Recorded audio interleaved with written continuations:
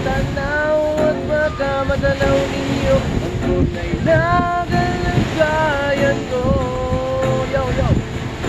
Tabo, nandiyan po ba kayo sa loob na malaking bahay? Malawak na pakuran, mataas na pa rin pinapaligiran at nakapit ang mga mamahal sa sakyan. Mga banday natin kung wala namang kapatid na marami at nakaparo.